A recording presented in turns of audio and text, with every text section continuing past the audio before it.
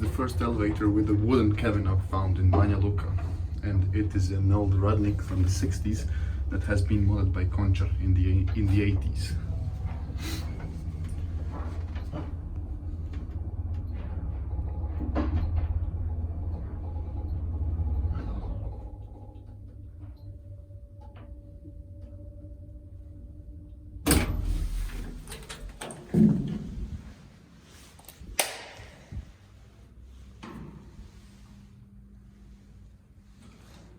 The windows were shrinked, actually shortened.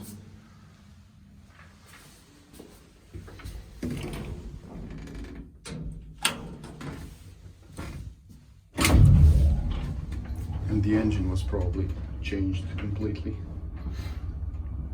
as well as the buttons.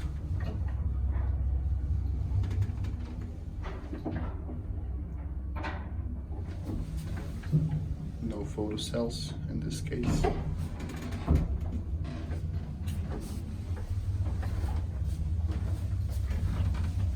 And the classic Radnik holes. And the Radnik logo is gone.